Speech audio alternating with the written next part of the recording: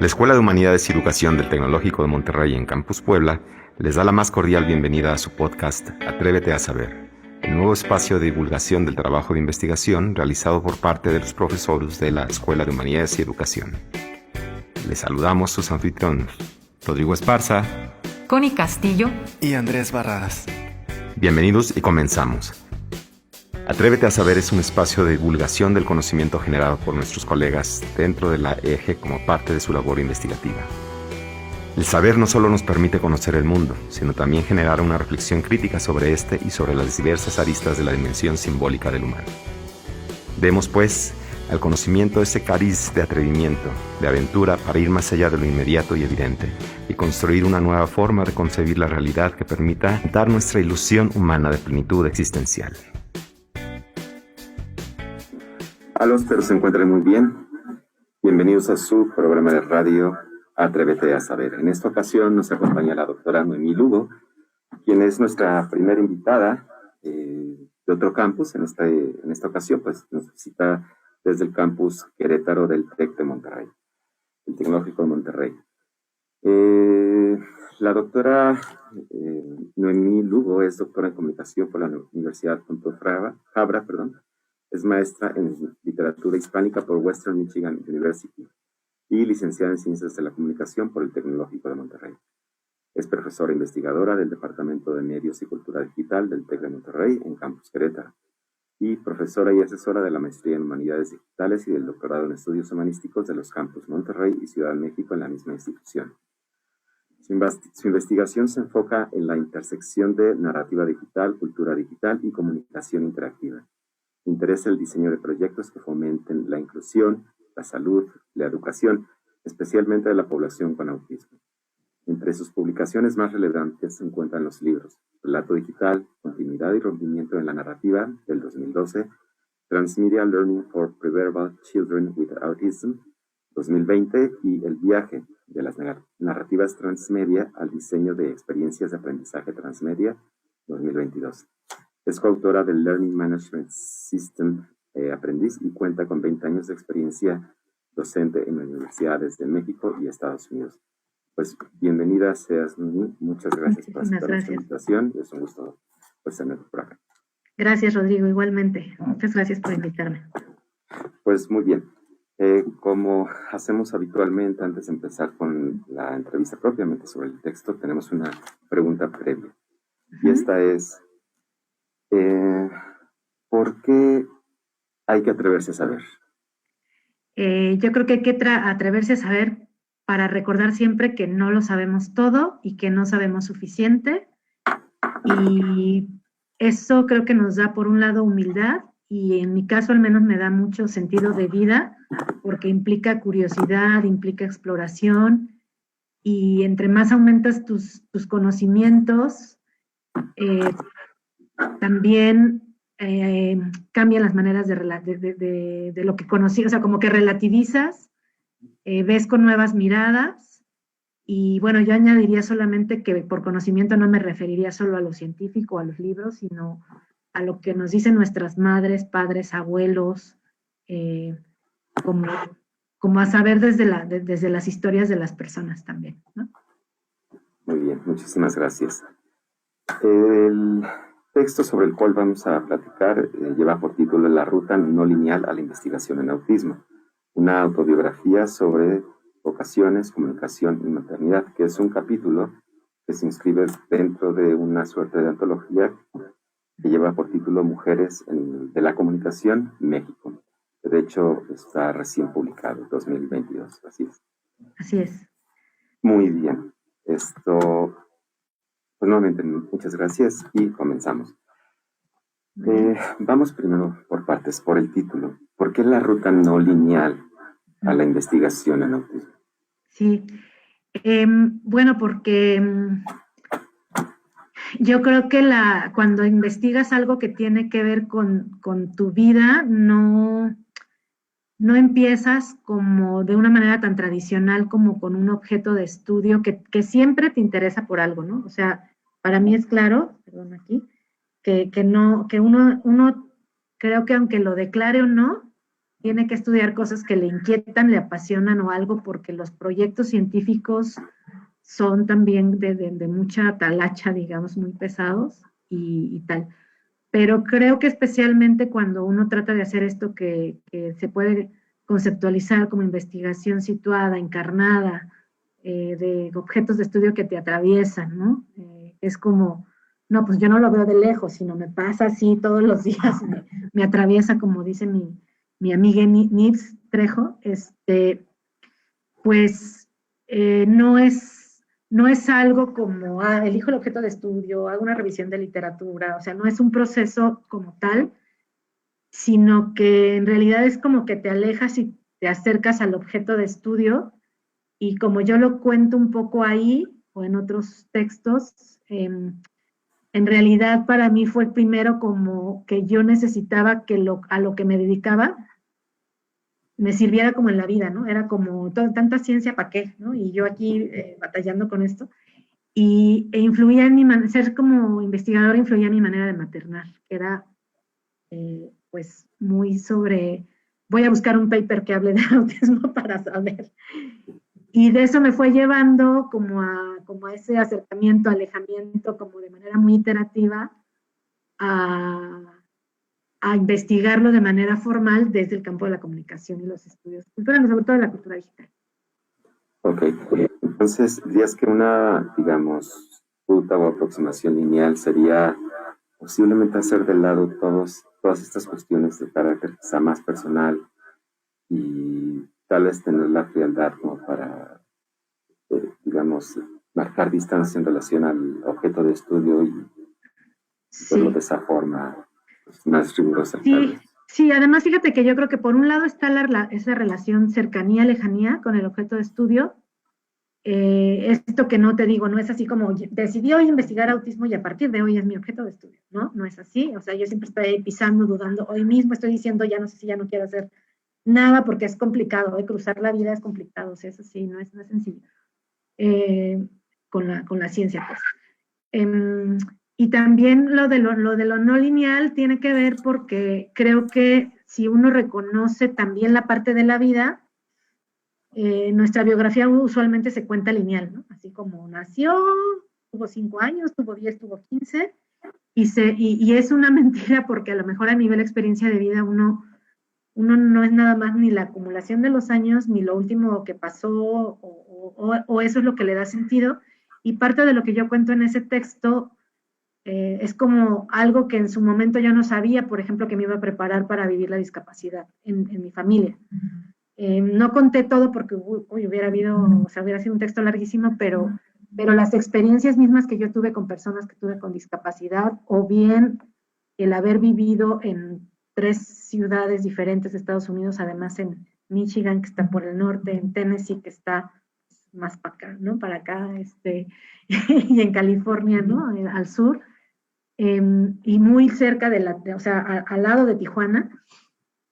Por ejemplo, influyó muchísimo en mi visión de la diversidad, y en ese momento yo lo vivía como algo intercultural, pero no sabía en ese punto de la historia cuánto eso iba a influir en cómo yo después iba a comprender la discapacidad de una manera que yo creo que nadie tiene por qué juzgarla en ninguna familia, pero yo veía en otras familias más tendencia a lo que nosotros llamamos el modelo médico, ¿no? Que es verla como hay que componer al niño lo más posible, hay que normalizarlo, y yo cuestionaba eso aún sin teoría y no sabía por qué, o sea, la teoría me lo llevó a explicar, pero yo sentía cuando algunos terapeutas me hablaban de ciertos métodos terapéuticos o de tienes que así como atender a tu hijo lo más pronto posible porque si no, así como se va, como si lo fueras a perder para siempre, yo decía, ¿por qué hay algo de ese discurso que no me cuadra, ¿no? Y entonces, pensando igual hacia el pasado, que es lo que te permite una autobiografía, que tú en el momento no distingues cosas. Cuando las ves hacia el pasado, las relacionas con tus muchos pasados. Yo al hacer este texto descubrí que tal vez parte de lo que influyó, además de seguramente mi educación familiar y demás, eran esas vivencias. Y creo que no solo con la vivencia de la discapacidad de mi vida o con la investigación en general, nuestra vida es más hipertextual, ¿no? Y eso también se explica que, bueno, mi digamos, mi objeto de estudio es la narrativa digital, que es interactiva y que es iterativa y que es no lineal. Entonces yo creo que yo me he acostumbrado mucho a pensar en ese desorden, si hablamos de linealidad. Y entonces ese texto, pues da idas y regresos así muy intencionalmente, ¿no? Así de, bueno, ay, no les había platicado, bueno, porque es lo que uno hace en la vida, ¿no? Cuando estás platicando con uno. Y a propósito de los regresos, precisamente mencionas que una experiencia como voluntaria en el sur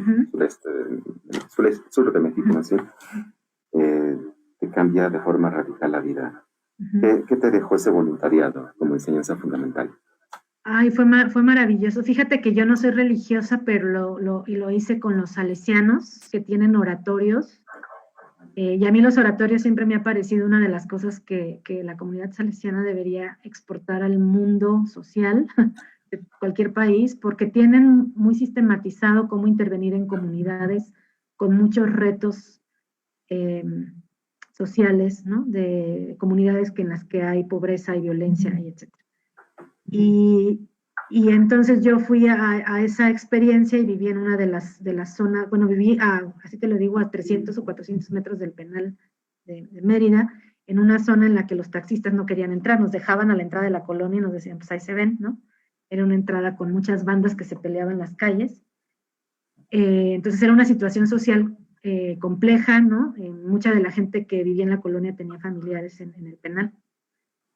Pero a la vez yo viví una de las, bueno, la cuento hasta ahora, una de las experiencias más significativas de mi vida, más bonitas también, no en este bonito de, ay, todo es perfecto, sino como que aleccionadoras así de, pues de darte yo creo que un buen golpe a los 18 o 19 años, hasta para qué escoges hacer precisamente con tu carrera y con tu vida, como desde haber visto una realidad y necesidades. Pero también una de las cosas que me gustó es que los salesianos no tenían para nada una cosa que los pusiera como nosotros venimos, que además es muy religiosa, ¿eh? Pero, comúnmente, o sea, como de nos ponemos por encima y te vamos a enseñar a vivir, ya sea a la gente de la comunidad, ¿no? De vivir.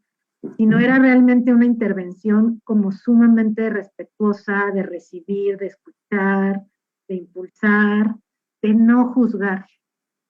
O sea, la gente no podía consumir droga ahí, pero yo llegué a hablar con gente que a lo mejor antes de entrar había consumido Resistol 5000. O sea, había cosas que no se permitían, pero no se juzgaba a nadie. O sea, no era como, eres drogadicto, está mal. No, ahí nadie te iba a decir esas cosas. Y yo creo que yo aprendí también por la gente que me tocó tener de mentores, cosas como sobre reconocimiento, ¿no?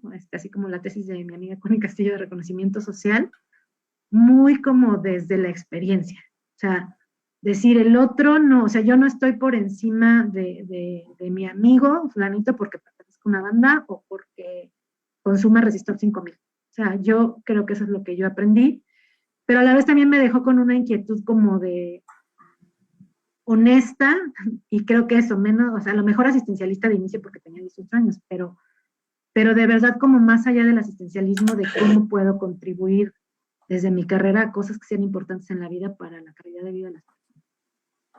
Ok, gracias. Siguiendo esta secuencia del texto, hablas de este voluntariado, luego del encuentro con la comunicación, de un enamoramiento profundo de esta y de sus diversas aristas, y sin embargo dices que este enamoramiento fue el mismo, que consistió en ver más a fondo. ¿A qué te refieres con ver más a fondo? Sí, es que yo creo que uno cuando tiene 18 años se encandila de lo, y yo lo veo también en mis estudiantes, no solo en mí, de lo que considera creativo y de producir y hacer. ¿No? Entonces obviamente te encanta el video, la foto, los textos literarios, ¿no? Sí, porque eso todo suena muy creativo. Pero cuando, por ejemplo, con el paso del tiempo dices, bueno, yo que después hice etnografía, decía, bueno, ¿por qué la etnografía se parece a la foto, por ejemplo? ¿No? Y me di cuenta que en realidad lo que te da la comunicación una vez que empiezas a estudiar, por ejemplo, teorías de la comunicación, son marcos para tener una mirada más profunda como de las producciones mediáticas y de los grupos sociales. O sea, que son los estudios culturales, ¿no? De alguna manera, a lo mejor a los 19, 20 dices, qué padre está la clase de foto y qué aburrida la de teorías. No era mi caso porque yo era una nerd, pero es común. Pero en realidad son, a lo mejor al igual que la clase de narrativa y lenguaje audiovisual, es como, ok, ahora yo cuando veo una película me doy cuenta muy conscientemente que no comunica solo la historia o el contenido, sino la edición, ¿no? Y si yo tomo una foto, me doy cuenta que lo que dejo fuera del cuadro es intencional y lo que meto tal, y que si luego le ajusto los valores del contraste, estoy comunicando una cosa diferente. Y si voy y hago una consultoría de comunicación organizacional y veo cómo se comporta la gente, y si voy a un grupo con una problemática no de negocio ni de empresa, sino más social, veo estos patrones y trato de escuchar y de ver por qué hay el conflicto, etcétera. En realidad yo empecé a ver eso, que era como la comunicación es una mirada, es una manera de ver desde, porque aún las partes más creativas y las partes más teóricas lo que te dan es un marco para observar las interacciones e interrelaciones en contenidos, en maneras diversas de comunicar y en grupos sociales. Ok, gracias. Nos compartes en el texto pues haber estado en Western Michigan University, en la Universidad de California, a Tijuana, que te hacían sentir como en México, y de pronto neurodiversidad. ¿Cómo debemos entender esto? Por lo no lineal así. Sí, pues es un poco como esto que creo que es lo que nos daría herramientas como una metáfora para entender la neurodivergencia es que todos entendemos la diversidad cultural y la diversidad lingüística, ¿no? Con eso no tenemos ningún problema. Todos queremos así de aprender inglés porque entendemos que es básico y alguien aprende francés y hay quien ahora, nuestros alumnos traen de moda el coreano, ¿no? El japonés, así bien valientes porque son idiomas más difíciles, el francés. Y bueno, yo que viví en Mérida, así aprendí tantito y ya se me olvidó absolutamente maya, ¿no? Y a nadie le hace problema eso, pero porque en realidad nuestra concepción de diversidad ahí llega, como que la que es cultural no hay problema, porque parece que la cultural sí está asumido de, bueno, vas a llegar a otro país y todo va a ser diferente y no te vas a adaptar y no te va a gustar la comida y luego sí, y luego ya, ¿no? Y con la neurodivergencia tenemos como más problemas, pero es lo mismo, lo que pasa que es algo más profundo, que es, no se expresa nada más en cómo le dices a mesa y yo le digo table, y sabiendo que además, bueno, no es nada más eso, es la cultura, es también cultura y es un paso más allá, que es que hemos dado de hecho que los cerebros son iguales. O sea, hemos dado de hecho, es más, por ahí Piaget lo dice, ¿no? Entonces a mí cuando voy ayer estuve en una plática de educación, no sé si les cae bien o mal, porque yo odio esa perspectiva de Piaget, ¿no? Donde a los 2 años los niños hacen esto, a los 3 años hacen esto, y a los 4 hacen esto, y a los 5 hacen esto. Y tú llegas al kinder y te dicen, señora, su hijo está mal porque su hijo no, por ejemplo, en la guardería, su hijo ya se debería sentar a los 6 meses, ¿no? Y tiene 7 y no se sienta. Y está muy validado en la medicina y está bien que es por veritos del desarrollo, por este miedo de que algo se salga de la norma y haya que atenderlo en cuanto lo ves, ¿no? Y la neurodiversidad cuestiona eso, absolutamente. La forma en la que viven las personas con autismo es en todos sentidos diferente. Por ejemplo, una de las que más damos, de hecho, es la socialización. La socialización es perfecta, todos debemos ser sociables, está mal no ser sociable, ¿no? Todos debemos trabajar en equipo. Y porque así es la vida, porque es lo mejor, ¿no? Y yo digo, a muchas personas con autismo dentro del espectro de nuestras clases les mata eso, ¿no? Y entonces yo he empezado a cuestionar en mi práctica docente, por ejemplo, el decir, si quieres hacer el trabajo solo, ¿por qué no?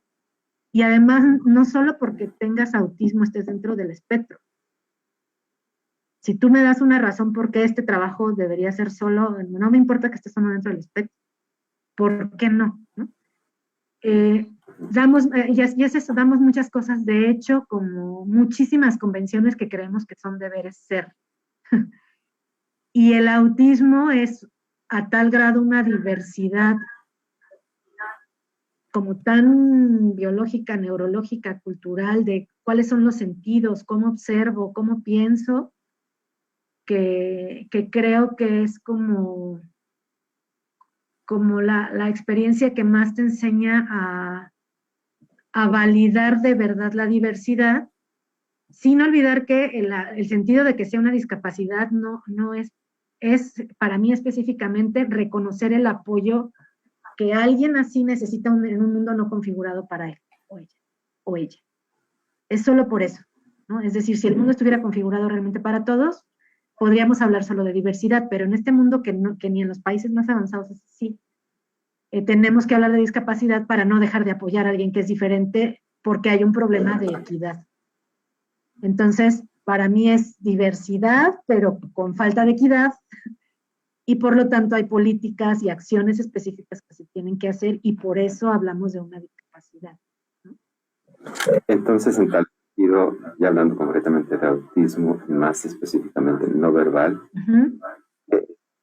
quienes no dominan el tema, y cuáles serían las problemáticas o las implicaciones con las que uno se puede topar. Bueno, en general en el autismo se definen como 3 cosas que son válidas para todos, pero lo que a mí me ha gustado ver últimamente son círculos y no una línea, porque en la visión, bueno, están cuestiones de comunicación, retos en la comunicación, a veces verbal y a veces de, por ejemplo, entender o no algo literal, entender una broma, ironías, albures, ¿no? Todas estas cosas. Está la comunicación como en un sentido más amplio, ¿no? Además de la socialización o el lenguaje, y está en algo que es muy condenado, que son las conductas o intereses repetitivos. Como en la lengua común podrían llamarse como obsesiones, ¿no? O que te interese lo mismo o hagas lo mismo o repitas lo mismo de una manera que no parece extenderse ni conectarse a otras cosas. Esto no quiere decir que yo no reconozca que eso es un problema, pero patologizarlas no nos da oportunidad de validar para mí a las personas. Por ejemplo, uno de los estereotipos típicos del autismo es que la gente forma cochecitos o cosas, o hace rompecabezas.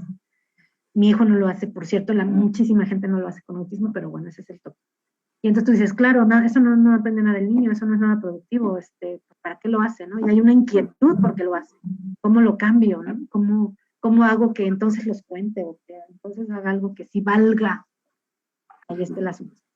Pero bueno, existe eso existe en diferentes niveles de afectación, en el sentido que te pueden afectar realmente en la vida, y el sentido de los niños preverbales, el lenguaje es casi nulo, el lenguaje verbal.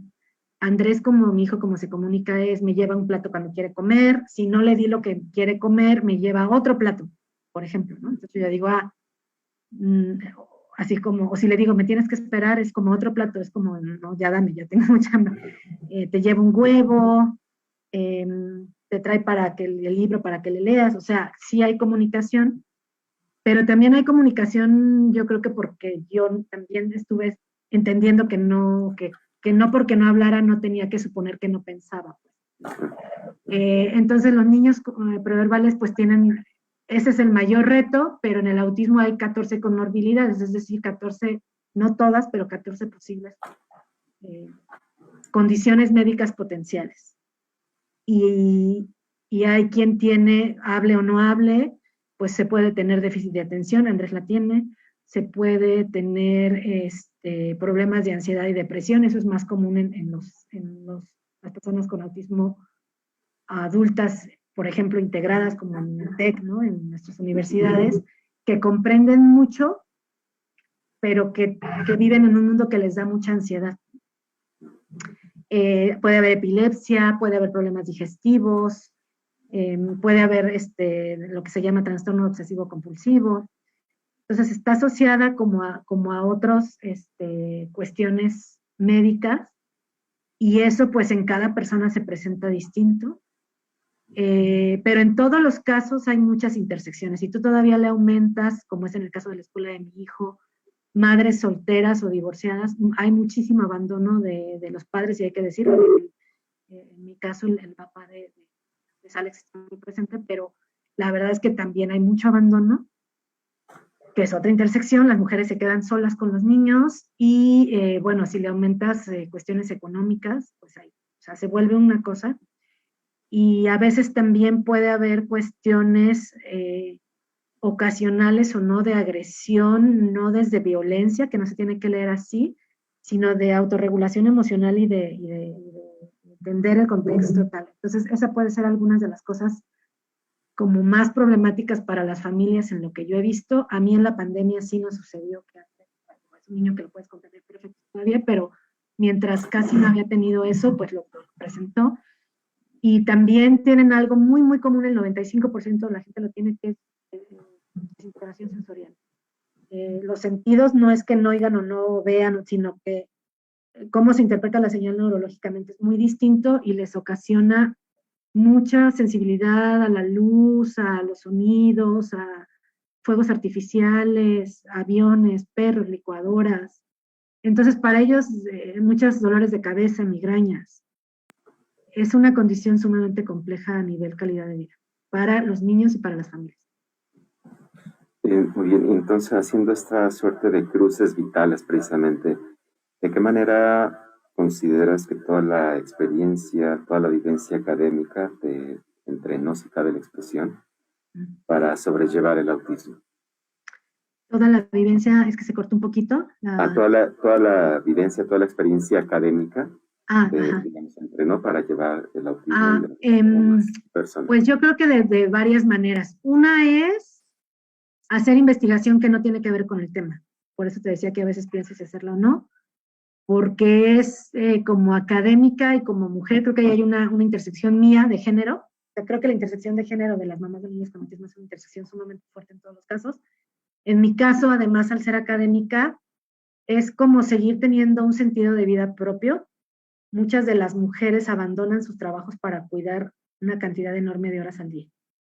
Yo tuve la suerte de recibir el apoyo de una tía, del apoyo de la familia de Alex, el papá de Andrés, en su momento cuando era chiquito. Luego nos fuimos a Barcelona a hacer el doctorado y entonces yo era estudiante y podía, o sea, la vida se fue acomodando.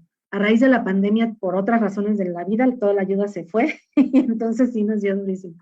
Pero aún así, bueno, creo que tengo una situación privilegiada, pero el tener en qué pensar, tener tu vida, tener tus cosas, esa es la primera. La segunda es que puedo fluctuar en cuando necesito entender y relacionarlo con mi trabajo, como lo menciono en esta autobiografía, todo lo que a mí me ha dado poder entender los modelos sociales de la discapacidad, del modelo médico, poder ver que son lentes con los que uno ve la discapacidad y entender por qué yo me cuestionaba ciertas cosas, ¿no? Y luego yo creo que la que más es sentir que tienes una agencia creativa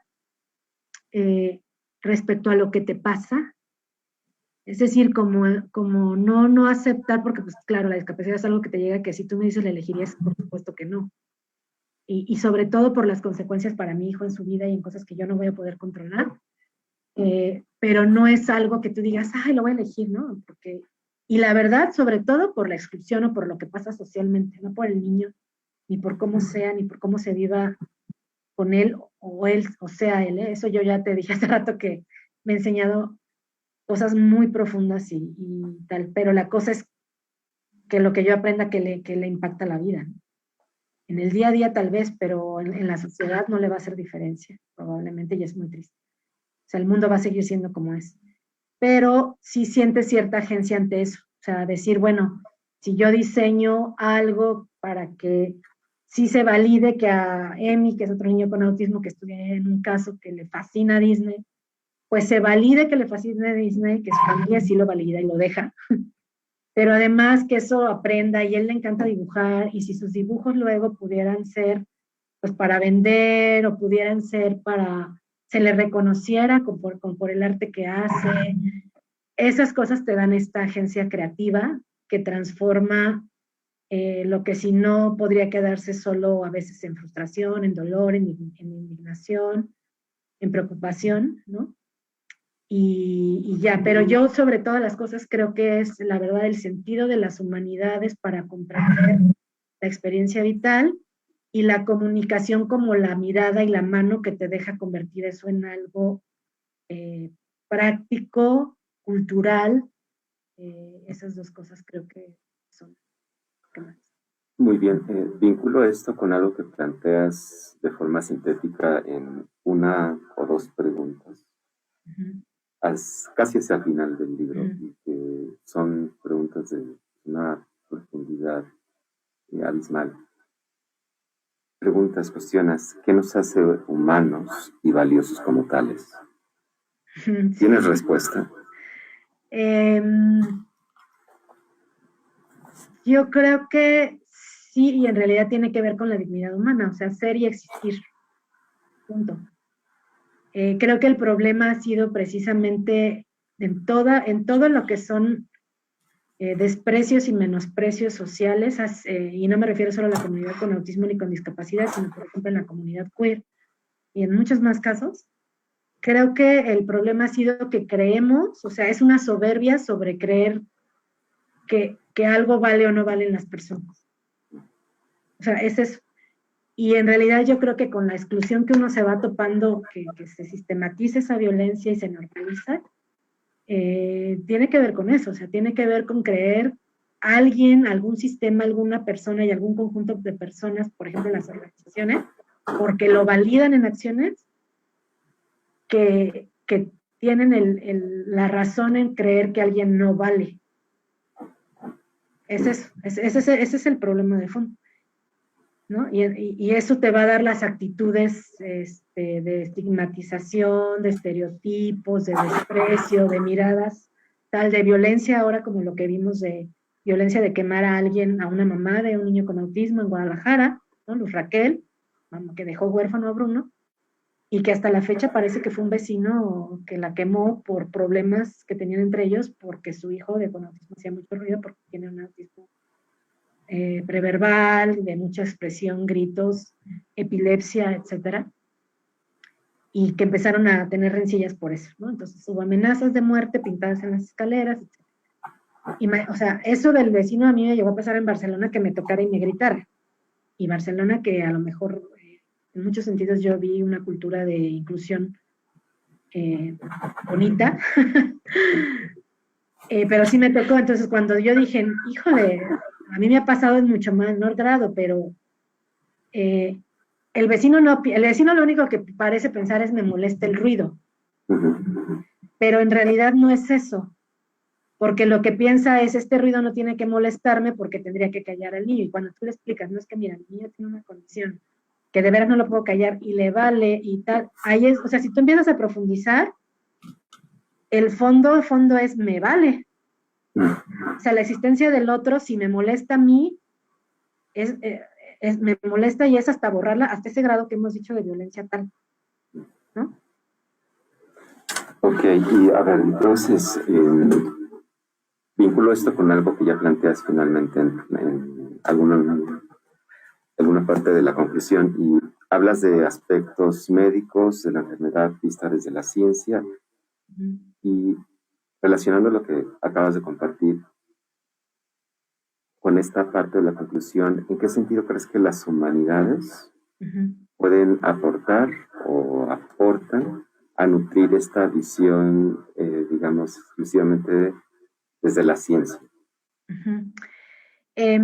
Yo creo que las humanidades son la conciencia, o deberían ser la conciencia, de lo que llamamos ciencias duras. Y creo que no desde una posición secundaria, mucho menos reduciendo las humanidades a cómo hago el protocolo de investigación para que una investigación en ingeniería sea aprobada, o de inteligencia artificial, o en medicina si va a haber experimentos con personas. O sea, no desde ahí, no de manera instrumental, sino de verdad de manera paralela, e incluso pensaría que es superior, porque toda esa ciencia es para los humanos. Lo que pasa es que además un problema con la ciencia, que es un problema de filosofía de la ciencia, tú lo sabrás mucho mejor que yo, y de filosofía de la tecnología, en realidad creo que es como esta aparente transparencia, y que eso parece incuestionable. O sea, todo lo que es salud y tecnología muchas veces se cuestiona poco. ¿no? O sea, parece que no hubiera paradigmas para producirlo, ni para diseñarlo, ni, o sea, que los métodos científicos fueran incuestionables y perfectos. Y es precisamente, por ejemplo, Haraway, ¿no? Con el conocimiento situado, yo no soy experta en Haraway, hay más expertos allá en campus. Pero todas estas posturas que declaran, a ver, eso son posturas, ¿no? Son maneras de considerar el conocimiento científico. La objetividad también es una mirada, ¿no? El método científico no aplica igual para todas las ciencias y no se trata de que aplique igual si yo en comunicación no voy a hacer estudios experimentales en donde se necesite falsear algo, ¿no? O sea, a mí lo que me ha enseñado el autismo también no solo es a cuestionar los paradigmas. Por un lado hablamos esto de la diversidad, de que parece que nada más lo vemos a nivel lenguaje.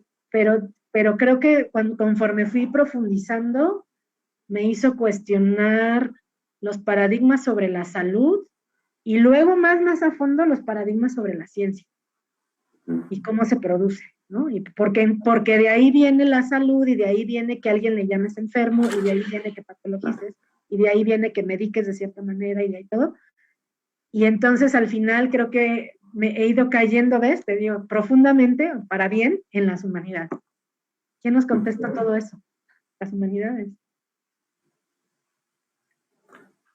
Sí, estoy totalmente de acuerdo. Podríamos continuar, pero el tiempo se nos está acabando. Claro. Entonces, de forma pues ya muy breve, ¿qué aportación fundamental consideras que deja este texto, la lectura de este texto? Este texto en particular, bueno, yo espero que en esto que decimos, validar la vida de las científicas como poder ver el detrás de cámaras, no solo en mi caso de mi texto, sino en todos los textos que están en esta colección. Pensé mucho en mis alumnas. Creo que si yo pensara en quién quiero que lea ese texto, sobre todas las cosas serían mis alumnas, de 19, 20, 22, como una cuestión de las mujeres hacemos ciencia, en la comunicación científica hay futuro. Mi vida o mis inquietudes o lo que me rasca, me indigna, tiene un espacio, se puede estudiar sistemáticamente, seria y rigurosamente, sin tener el juicio de que porque es de tu vida o porque te cruzan los afectos o porque tiene que ver con tus indignaciones y también te cruza emocionalmente, no vale. Entonces yo pensaría en eso y pensaría que en sí darle un lugar a la autobiografía en la academia también, por esto mismo, porque si no parece que el conocimiento es objetivo y no intervienen tus historias, tu pasión, tu vida, y yo cuando hice ese texto dije, me interviene desde por qué escogí la carrera, por qué me fui a Mérida, qué hice profesionalmente en Estados Unidos, la discapacidad de mi hijo, todo eso está aquí en la investigación que hago. Y creo que hay que visibilizar eso, que sería una postura de un posicionamiento situado al hacer ciencia, un posicionamiento feminista, que precisamente da, no la única manera de construir conocimiento, pero da otra que también debe ser validada. Ok, muy bien, pues muchísimas gracias, Noemi. Ya rapidísimo para irnos, 33 encuentro AME. Sí, pues bueno, la semana que entra tenemos en Campus Puebla, precisamente, que va a hospedar el encuentro, es el número 33 de la Asociación Mexicana de Investigadores de la Comunicación en México. Es un encuentro muy bonito que precisamente como tema tiene la alteridad y el reconocimiento, ¿no? En este concepto de pensar en intersubjetividades y en otras comunicaciones, como lo que hemos hablado hoy, y en profundizar el diálogo de la comunicación con otras disciplinas y con tocar temas de grupos sociales, ¿no? Y bueno, pues ahí vamos a tener la conferencia de Rosana Reguillo, ¿no? Tal vez la investigadora más reconocida en comunicación en México. con temas que toca muy, muy serios. Ella trabaja de manera muy comprometida con los temas que toca. Vamos a tener paneles, yo participo en uno de ellos, que es el de la otra comunicación. Creo que después de oír esto se entenderá un poco por qué es el tema. Claudia Magallanes, Marta Rizo y Connie Castillo moderando, pero estarán también figuras de la comunicación latinoamericana, como Ignacio Siles, como Paula Ricarte, como Edgar Gómez Cruz, que están produciendo ciencia innovadora en comunicación desde miradas latinoamericanas y muy comprometidas con nuestras realidades y nuestros problemas que hay que observar críticamente. Y por supuesto todo lo que la comunidad hace en sus, me parece que 22 líneas, si mal no recuerdo, que cruzan comunicación y educación, salud, estudios de internet, intersubjetividades, métodos, o sea, es el espacio como donde hay que ir a escuchar a todo mundo, con mucha alegría de ver todo lo que se produce en comunicación en México. Pues muchísimas gracias a la invitación abierta, no dejan de inscribirse, y muchísimas gracias a ti, Noemí, por estos 30 y tantos minutos extraordinarios, y pues esperamos poder contar de nueva cuenta contigo, con tu presencia y con tu diálogo. Muchísimas gracias a ti, Rodrigo, por la invitación, y a la Escuela de Humanidades y Educación Campus Puebla. Que estén muy bien. Gracias. Igualmente, hasta luego. Muchísimas gracias y nos encontramos en otra emisión. Mientras tanto, no olviden atreverse a saber. Hasta pronto, gracias. Muchas gracias por su generosa atención y nos encontramos en nuestra próxima emisión de su podcast Atrévete a saber. ¿Y tú, te atreves?